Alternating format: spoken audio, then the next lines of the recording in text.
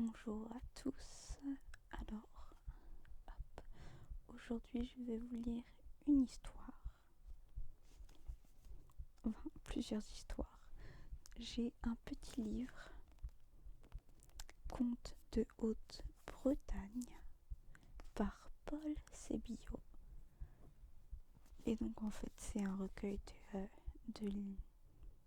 d'histoires courtes que j'écoutais beaucoup lorsque j'étais minuscule. Attends. Voilà. Enfin bref. Et que j'adorais lire en fait. Donc je suis désolée, j'ai hyper mal à la gorge, du coup genre ma voix elle est un peu chelou. Enfin bref.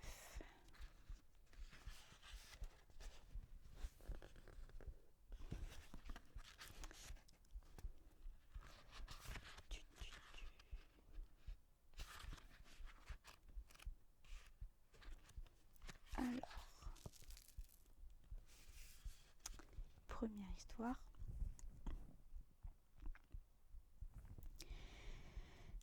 Qui s'appelle Jean le Daigneau. Il y avait une fois cric, crac, sabot, cuillère à peau, soulier de Dieppe, marche avec. Marche aujourd'hui, marche demain, à force de marcher, on fait beaucoup de chemin. Je passe par une forêt où il n'y avait point de bois, par une rivière où il n'y avait point d'eau, par un village où il n'y avait pas de maison. Je frappe à la porte et tout le monde me répond. Plus je vous en dirai, plus je vous mentirai.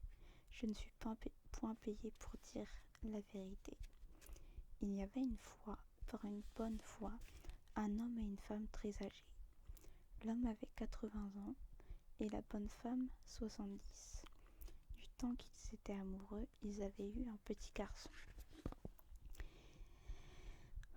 Il est bon de vous dire que le mari dit à sa femme « Nous trouvons bien une marraine, mais je ne sais où prendre un parrain. » La femme lui répondit « Il faut cependant que tu ailles chercher un parrain. Marche aujourd'hui, marche demain. À force de marcher, on fait beaucoup de chemin. » Sa route faisant, le bonhomme rencontra un beau monsieur qui lui dit « Bonjour monsieur, où allez-vous comme cela ? » « Ma foi, je m'en vais à la recherche d'un parrain. Ma femme vient d'avoir un petit garçon. J'ai bien trouvé une marraine, mais je ne sais où prendre un parrain. Voulez-vous que je sois le parrain de votre enfant ? » Le bonhomme, voyant le monsieur si bien habillé, lui répondit « C'est peut-être pour vous gausser de moi que vous me proposez cela. »« Non, dit-il, c'est bien vrai que je vais être le parrain de votre garçon. Eh bien, suivez-moi, je vais vous conduire au logis. » En arrivant dans la cabane, le monsieur alla au lit de la bonne femme et lui demanda comment elle se portait. « Merci, monsieur, je vais mieux maintenant qu'il n'y a un moment. Voulez-vous que je sois le parrain de votre enfant ? » ?»« Oui, monsieur, j'y consens avec plaisir. » Oh mon Dieu, je vais tousser. Ça va être horrible.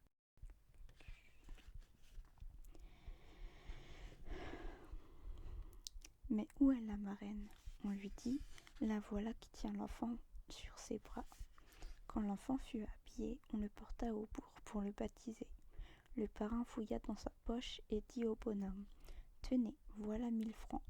Achetez de quoi souper car nous mangerons ce soir ensemble. » Mais il est bon de vous dire que dans ce temps-là, le parrain n'avait pas besoin d'entrer à l'église. Il dit à la marraine « Entrez dans l'église et donnez un nom à l'enfant. Pendant ce temps-là, je vais préparer le café. » Après le baptême, ils vinrent tous prendre le café, puis ils s'en retournèrent à la maison bien tranquillement, apportant de la pâtisserie pour la mère et des dragées pour mettre sur la table, comme c'est l'usage au baptême. Mais comme la cuisinière avait reçu 1000 francs, les oies et les poulets fumaient sur la table, rien ne manquait, et les petits cochons rôtis couraient par les rues la fourchette sur le dos et la moutarde au cul, et on courait après pour les attraper si on pouvait. Une fois le souper terminé, le parrain alla au lit de la mère pour lui dire au revoir ainsi qu'au bonhomme. Je veux, dit-il, mon cher compère, que vous me promettiez une chose. Laquelle? Vous enverrez mon filleul à l'école aussitôt qu'il marchera seul, dans 1 mois d'ici à peu près. Comment? Dit le bonhomme. Dans 1 mois d'ici? C'est à peine s'il pourra voir le jour. Soyez sûr, répondit le parrain, que dans 1 mois il verra bien le jour et qu'il marchera très bien. Dans 1 an et 1 jour, je viendrai le chercher. Il est bon de vous dire qu'au bout de 8 jours, l'enfant appelait papa et maman. Au bout de 15 jours, il marchait par la place et parlait de tout comme une grande personne. Comment? Dit la mère à son bonhomme. Voilà ce qui m'étonne bien. Jamais je n'avais vu pareille chose. Au bout d'1 mois, on envoya l'enfant à l'école.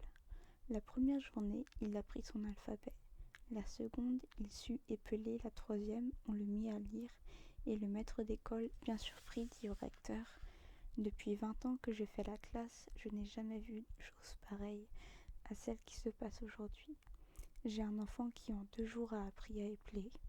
S'il continue, dans 15 jours, il saura tout son syllabaire. À la 15e journée, on le mit à écrire. 2 jours après à faire des dictées, 1 mois après à faire des chiffres, et en 5 semaines, il sut ses 4 règles. Il est bon de vous dire que le maître d'école fit parler de l'enfant dans le journal, car on avait vu pareille chose. Au bout de 2 mois, son maître lui dit qu'il fallait changer d'école, et il retourna chez ses parents qui l'avaient mis en pension avec l'argent du parrain. En rentrant chez son père et sa mère, il leur sauta au cou en disant: Ah, papa, je vais changer d'école. Comment? Répondirent les bonnes gens. Changer d'école? Tu as donc fait le gamin et on t'a mis à la porte? Ils ne pouvaient croire leur garçon si instruit, et pourtant en 2 mois, il avait étonnamment grandi. Non, dit-il, je n'ai pas fait le gamin, mais mon maître n'a plus rien à m'apprendre, et je vais à une école plus forte. Il resta 2 mois dans cette école, et le maître fit parler de lui dans les journaux. L'inspecteur des écoles passant l'interrogea, et il répondit si bien à ses questions qu'il le fit mettre dans une école supérieure, où en peu de temps il devint plus instruit que le maître. Le parrain revint à la cabane de son filleul. « Bonjour, monsieur et madame, dit-il. » Mais comme le bonhomme et la bonne femme ne l'avaient pas revu depuis 1 an et 1 jour, ils ne le reconnaissaient plus.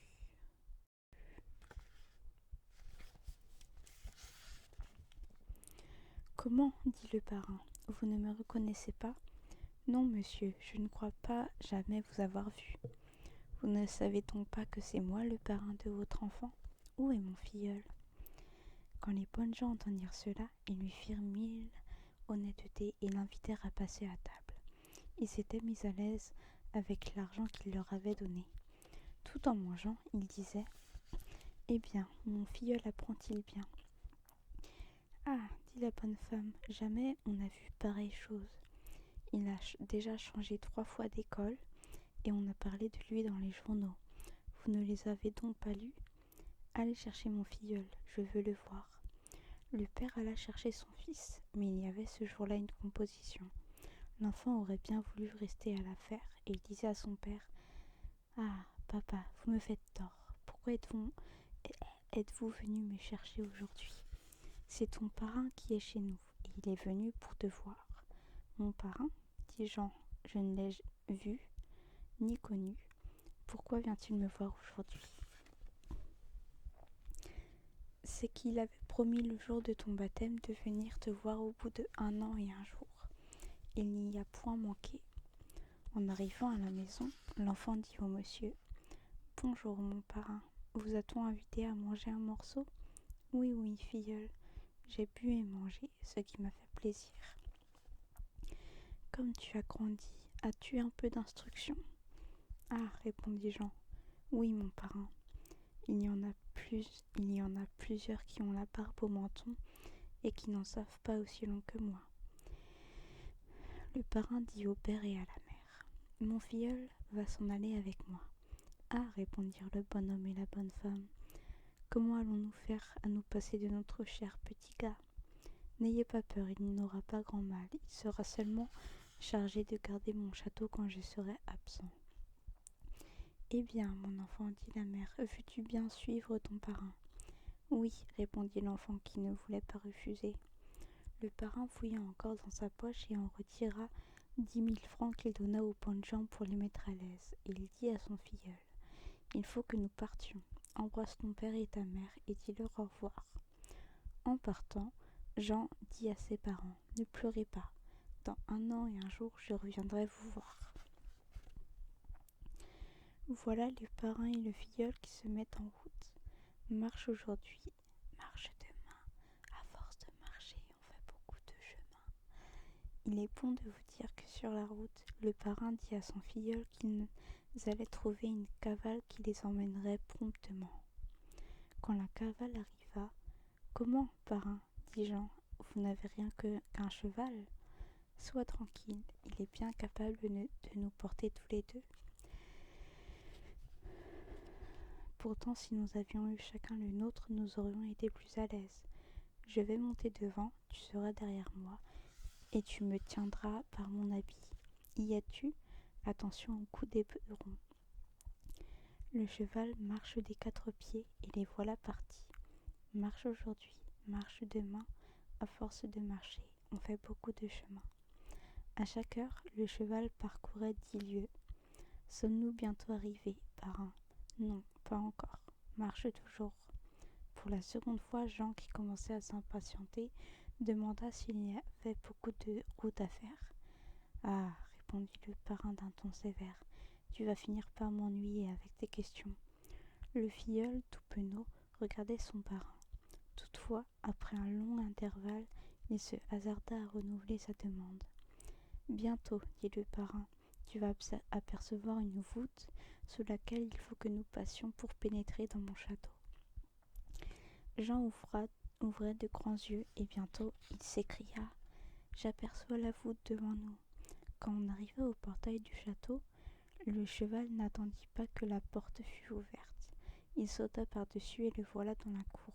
« Ah, parrain, que vous avez un cheval leste ! J'en ai à l'écurie un autre qui saute plus de moitié mieux. Je vais te le faire voir. » En descendant de cheval à la porte de l'écurie, Jean s'écria « Vous me disiez que vous n'aviez qu'un cheval à l'écurie. J'en vois 2 et celui qui nous a amenés fait le 3e. Dans l'écurie, il y a un seul cheval. L'autre bête est une mule. Mais nous voici arrivés et je vais te dire l'ouvrage que tu as à faire. Je suis obligé d'être souvent en route, de sorte que j'habite rarement ici. C'est toi qui seras le gardien du château, et il t'appartiendra un jour venant. Ah, pensa le filleul, c'est moi qui serai riche alors. Voici, continua le parrain, quelle sera ta besogne. Tu auras soin de ces 2 chevaux ici. Tu leur donneras de l'avoine, du foin, de l'eau fraîche, et de temps en temps du pain afin qu'ils soient toujours, comme maintenant, en bon état, et malheur à toi s'ils viennent à pâtir. J'aurai aussi bien soin de la mule, dit le filleul. Non, répondit le parrain. Au lieu de lui donner du foin, de l'avoine et du pain, tu la battras chaque jour avec un gros bâton. Si je ne lui donne rien à manger, comment fera-t-elle à vivre ? N'aie pas peur, elle a la vie plus dure que toi et que moi aussi. Soigne bien tes chevaux et tout ira bien. Mais si tu ne bats pas la mule, prends garde à toi, car je le saurai. Maintenant, nous allons entrer dans le château. » Quand ils furent arrivés dans le salon, le parrain de Jean lui dit « Voici une petite baguette. Quand tu auras besoin de quelque chose, il te suffira d'en frapper 3 coups sur la table en disant « Par la vertu de ma petite baguette, je désire ceci. » Et tu auras tout ce que tu auras demandé. « Dame, s'écria le filleul, voilà qui est tout à fait commode. Avec cela, on peut se passer de cuisinière. » Le parrain prit la petite baguette et en frappa 3 coups sur la table en disant « Par la vertu de ma petite baguette, qu'il me soit apporté de la soupe de bœuf. » Et la soupe fut servie à l'instant. Il demanda ensuite un ragoût, un rôti et tout ce qu'il faut pour faire un bon dîner. Et au dessert, on eut de la pâtisserie en abondance.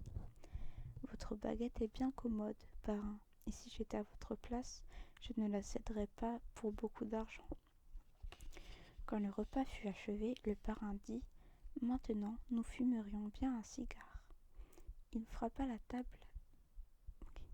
Il frappa la table de sa baguette et ils eurent un paquet de cigares et des allumettes.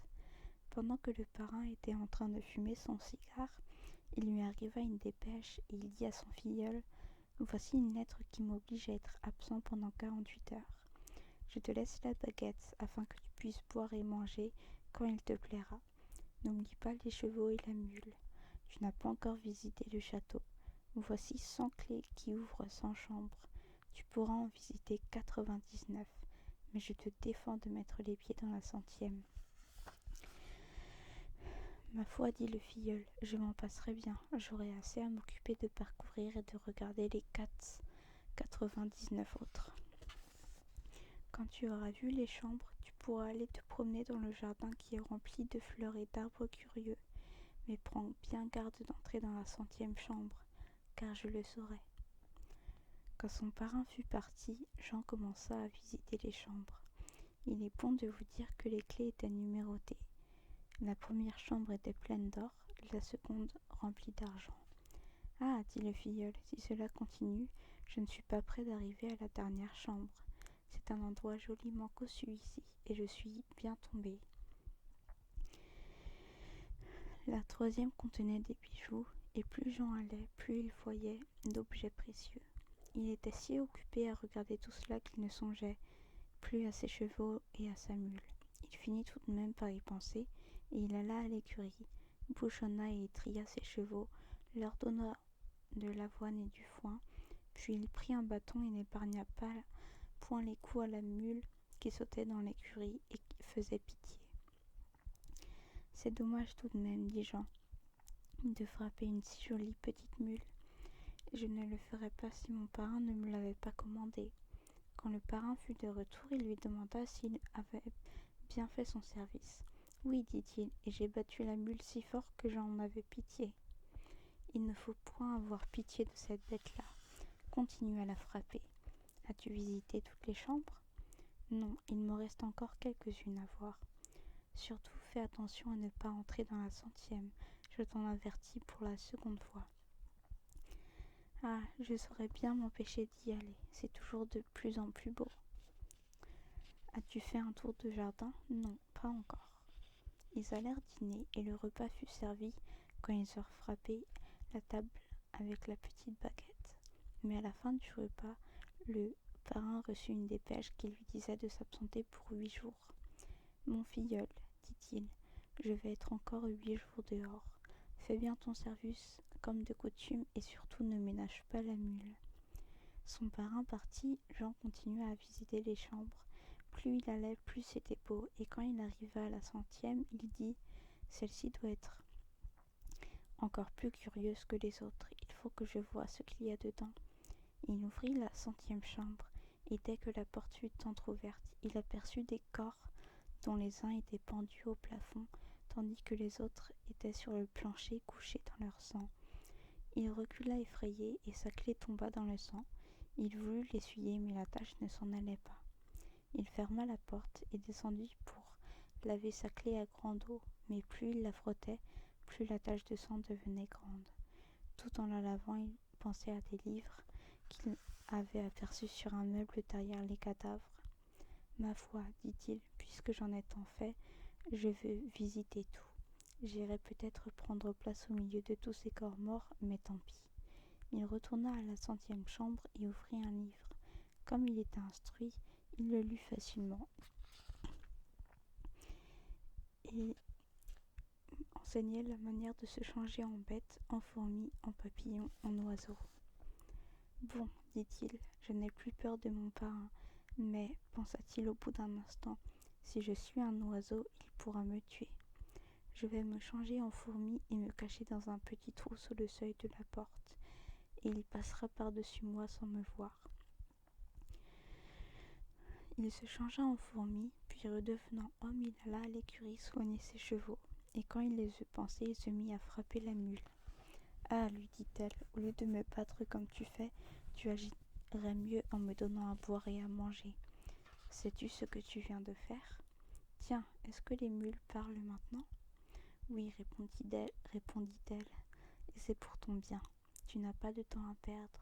Tu es allé dans la 100e chambre malgré la défense de ton parrain. Qui as-tu vu? Des pendus et des cadavres baignés dans leur sang. Eh bien, ce sont tous les domestiques qui sont venus ici avant toi. Et toi, si tu ne fais pas ce que je vais te dire, bientôt tu seras comme eux. Ah, dit Jean, je vais t'écouter, ma mule. Il la soigna de son mieux, remplit sa mangeoire d'avoine et lui mit du foin jusqu'au ventre. Puis il alla frapper les chevaux à tour de bras, ainsi que lui avait dit la mule. Ton parrain, ajouta-t-elle, a encore 5 jours à rester dehors. Es-tu allé te promener dans le jardin? Oui. As-tu aperçu une cloche suspendue à un pommier et une fontaine placée dans un coin? J'ai vu tout cela. Eh bien, fais attention à ce que je vais te dire et n'oublie rien, car ton parrain va bientôt arriver. Tu vas prendre tous les draps de lit qui sont dans la lingerie, en entourer le bâton de la cloche et l'attacher solidement, car cette cloche sonne quand il y a du nouveau au château, et ton parrain en entend le son, serait-il à 1000 lieues d'ici. Quand tu l'auras bien attaché, tu te plongeras jusqu'au cou dans la fontaine, et tu reviendras ici, laissant là l'or et l'argent, et ne prenant pas la moindre chose qui ne t'appartienne. Pourtant, dit Jean, je voudrais bien prendre la petite baguette. Non, laisse-la aussi, et viens me rejoindre au plus vite, car nous n'avons pas de temps à perdre. Quand il eut fait tout ce que lui avait prescrit la mule, il revint à l'écurie, et là elle lui dit « Maintenant, mets-toi sur le dos de cette vieille selle, mets-moi sur le dos de cette vieille selle, et à la bouche cette vieille bride. Si je te mettais cette belle bride et cette superbe selle, tu serais plus gentil. Non, fais ce que je te dis, et je vais tâcher de te délivrer. » Quand la mule fut sellée et bridée, elle lui dit « Prends ton étrie, prends ta brosse, prends ton bouchon, saute sur mon dos et nous allons partir. » La mule sort dans la cour et sans attendre que la porte soit ouverte, elle saute par-dessus le portail. Les voilà en route, marche aujourd'hui, marche demain, à force de marcher on fait beaucoup de chemin. Ils se dirigeaient vers la Terre Sainte. Ah, lui dit la mule, veille bien et regarde si tu ne vois rien, car ton parrain sait maintenant que nous sommes partis. La cloche, à force de battre, a coupé les cordes et les draps du lit, et il y a un cheval qui va bien plus vite que nous. S'il met la main sur nous, nous sommes perdus. Ne vois-tu rien? Non. Tu ne vois rien? Demande la mule de quelque temps après. Non. Vois-tu quelque chose maintenant? Oui, j'aperçois une fumée qui vient par derrière nous. Fais attention à ce que je vais te dire. Prépare ton bouchon. Est-il prêt à arriver? Ah, ma mule, il nous touche. Jette ton bouchon. Dès que le bouchon eut été jeté, devant la mule se présenta un étang. Il était étroit mais long, car il avait 100 lieues de tour. La mule le traversa rapidement et arriva de l'autre bord. Le parrain ne pouvait le traverser et il était forcé d'en faire le tour. Ah, dit la mule, il nous reste encore 3 obstacles à surmonter, car il va plus vite que nous. Veille bien et regarde si tu le vois venir. Je ne vois rien. Aperçois-tu quelque chose? Non. Le vois-tu venir? Ah, j'aperçois un feu et une fumée. Le feu est dans l'air. Je n'ai jamais vu pareille chose. Nous sommes perdus. Ah, dit la mule, il est plus à craindre que la première fois. Le vois-tu approcher? Oui. Jette ta brosse. Dès qu'elle eut touché par terre, il se présenta une forêt aussi épaisse que l'étaient les poils de la brosse. Elle avait 30 lieues de tour et était large d'une lieue seulement. La mule la traversa par le milieu, tandis que le parrain était obligé de la contourner. Nous avons encore 2 obstacles, dit la mule. Le vois-tu venir? Non. N'aperçois-tu rien? Je ne vois rien. Le vois-tu maintenant? Oui, je le vois venir comme des coups d'éclair, et il a l'air plus terrible que les autres fois. Ah, le voici sur nous. Jette ton étrie. À l'endroit où était tombée l'étrie s'éleva une montagne qui avait 1 kilomètre de hauteur et 10 kilomètres de tour. La mule la gravit, mais le cheval ne pouvait pas monter car il était trop lourd. Veille bien si tu ne le vois pas, c'est maintenant la dernière épreuve. Je ne le vois pas. La mule marchait vite, marchait longtemps, marchait toujours. Ah, le voici qui arrive sur nous, je ne le vois plus, je ne vois plus rien, je ne vois plus rien, ni terre ni ciel. Comme la mule sautait par-dessus le petit ruisseau qui bornait la terre sainte, le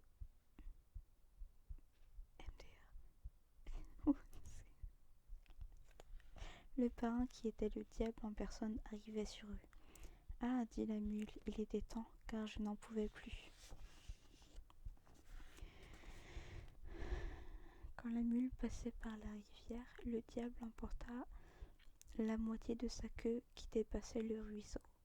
Le parrain de Jean lui cria « Coquin, il était temps que tu te sauves, car si je t'avais attrapé, tu aurais été prendre place au milieu de ceux que tu as vus dans la 100e chambre. Merci, parrain, dit-il, mais je suis aussi fin que toi, tu as été pris et moi je suis sauvé. Eh bien, Jean, dit la mule, te voilà tiré d'affaire. Je vais te quitter, mais tu es capable et intelligent et tu peux aller tout seul. Ah, ma mule, est-ce que tu voudrais me laisser ici ? Oui, mon ami, mais écoute un dernier conseil. Depuis que tu t'es plongé dans la fontaine, tes cheveux sont comme de l'or. Tu les couvriras d'un bonnet comme si tu avais la teigne, afin qu'on ne les voie pas, et tu iras demander au roi s'il a besoin d'un jardinier.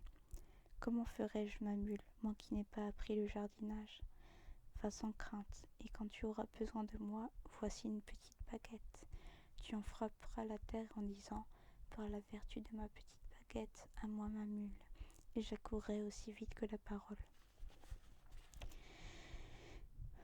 Avant de quitter la mule, il lui dit au revoir et l'embrassa, puis il alla au château du roi. « Bonjour, sire, vous n'auriez pas besoin d'un garçon jardinier ? Si, le garçon jardinier est parti hier, et je serais bien aise que tu le remplaces, parce que le maître jardinier a trop à faire pour un seul homme. » « Vous ne pouviez trouver mieux que moi, répondit Jean. Passe à la cuisine, dit le roi, et quand tu auras déjeuné, tu iras au jardin trouver le maître jardinier. Maître jardinier, dit Jean quand il eut mangé, je suis à vos ordres. Le roi m'a gagé pour remplacer le garçon qui est parti hier. Avez-vous de l'ouvrage à me donner ? Le maître jardinier, qui était dur et jaloux, lui dit « Voilà une vigne qu'il faut tailler. » Mais il ne lui donna qu'un méchant couteau de bois. « Comment voulez-vous, maître, que je puisse tailler la vigne avec cet outil-là ? » « Prenez-vous-y comme vous voudrez, il faut que vous la tailliez. » Jean essaya de faire l'ouvrage avec son couteau de bois, mais il ne put y réussir, et tout en colère, il arracha la vigne et vint trouver le maître jardinier. « Venez voir votre vigne, dit-il, elle est taillée. » Quand le jardinier vit la vigne arrachée, il resta muet d'étonnement. « Qu'avez-vous fait là ? Le roi va vous corriger de la belle façon, car il y tient fort à ses raisins, et cette vigne en apportait de si beaux. »« C'est à vous la faute, dit Jean. Pourquoi m'avez-vous donné un couteau de bois ? » Le maître jardinier s'en alla trouver le roi. Pendant ce temps, Jean était bien penaud. Comment faire, pensait-il, le roi va me gronder. Mais il se souvint de sa mule, et prenant sa petite baguette, par la vertu de ma petite baguette, à moi, ma mule.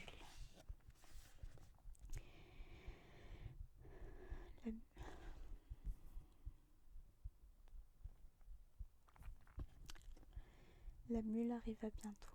« Qu'as-tu fait, mon ami, pour avoir si besoin de moi ? » ?»«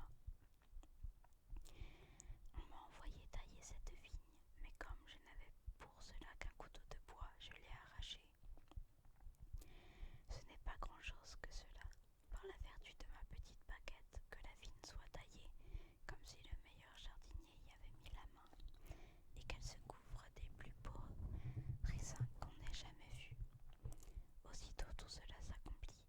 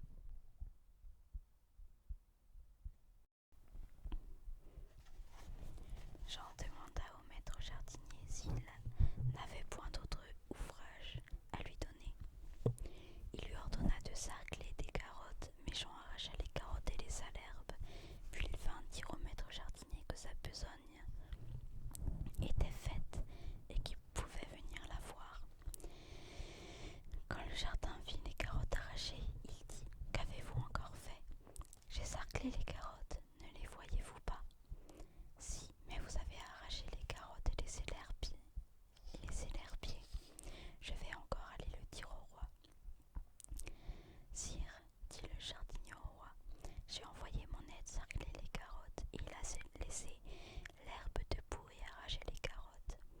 C'est peut-être cette fois-ci comme pour la vigne. Prenez garde. Si vous vous êtes trompé, je vous chasse. Jean, pendant ce temps,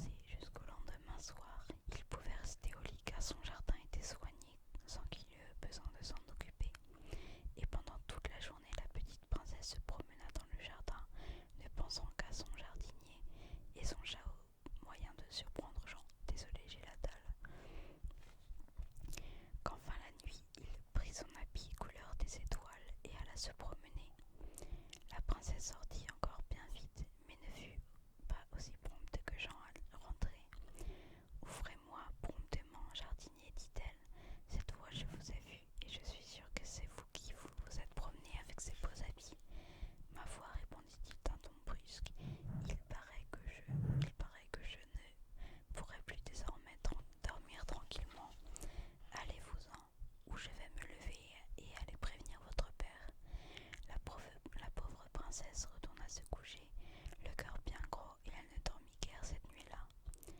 L'aînée des filles du roi avait envie de se marier, et elle le dit à son père. Puisque tu veux te marier, j'y consens, mais si cela convient à tes sœurs, on pourrait faire les 3 mariages le même jour. Pire des idées.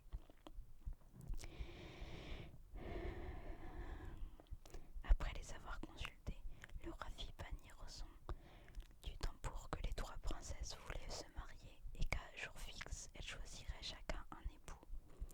Voilà tous les seigneurs, les princes, les généraux et les amiraux qui arrivent dans la cour du château.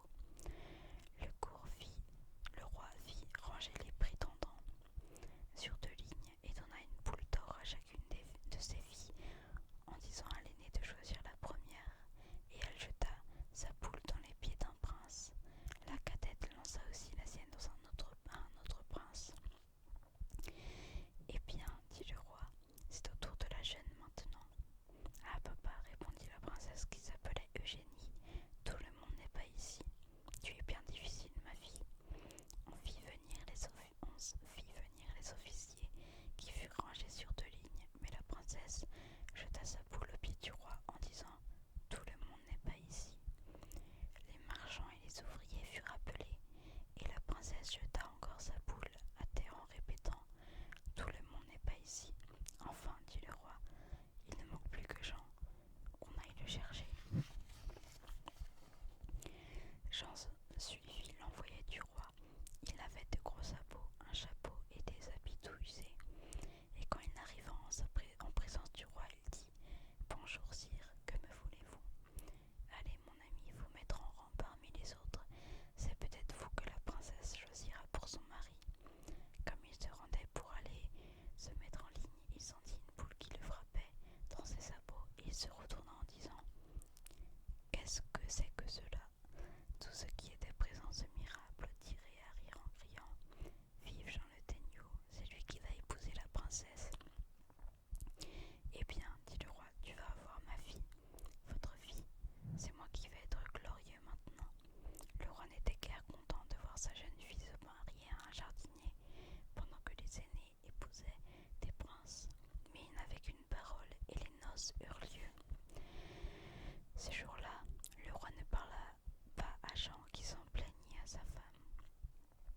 C'est, répondit-elle, que mon père n'est guère causeur de sa nature.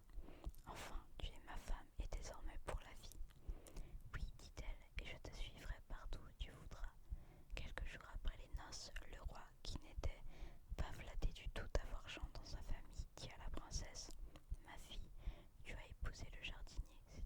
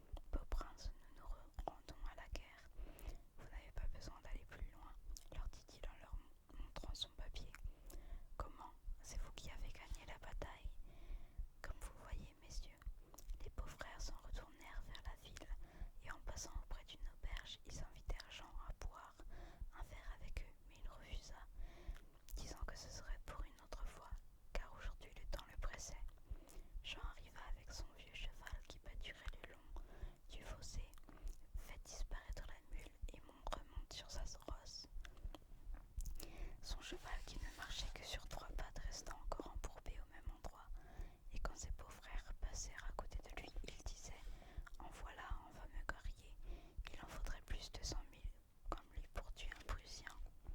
Ils continuèrent leur route et allèrent annoncer à leur beau-père qu'ils avaient gagné la bataille. Jean pria encore les soldats de l'aider à relever le cheval, et en s'en retournant, il trouva un nid de bergers, ou, si vous aimez mieux, de rois de lait, où il y avait 12 petits auxquels il coupa le cou et il ramassa leur tête dans son mangeoire de poche. Il rentra chez lui en se traînant. Ah, ma femme, que je suis lassé, je parie que tu as tué des Prussiens. Si j'en ai tué, regarde, je vais te montrer leur tête. Ah, dit sa femme, elles ne sont pas faites comme les autres, comme les nôtres. Elle pensait tout de même qu'il y avait là-dessous quelque enchantement. Sa femme lui servit à souper de la bouillie de blé noir et du lait, et il alla se coucher en lui recommandant de l'éveiller à 4 heures du matin parce qu'il voulait retourner à la guerre. Jean le Daigneau repartit de bonne heure sur son cheval à 3 pattes. Comme la veille, il resta encore dans le bourbier, et ses beaux-frères se moquèrent aussi de lui en passant. Mes amis, leur dit-il, ce n'est pas bien de votre part de rire de mon malheur. Je fais ce que je peux et l'on verra par la suite comment j'ai réussi. Les soldats lui aidèrent à se relever, puis il appela sa mule, monta dessus et prit son habit couleur de la lune. Elle ne tarda pas à arriver en vue de ses beaux-frères. Ah, dirent-ils, voici encore le beau prince qui a gagné la bataille. Prince, arrêtez-vous un peu. Non, répondit-il, je ne puis, car ma monture est trop ardente. Quand il arriva au champ de bataille, il hissa encore son pavillon pour dire qu'il était prêt. Le roi prussien avait fait boire à ses soldats de la poudre et de l'eau-de-vie pour leur donner du courage.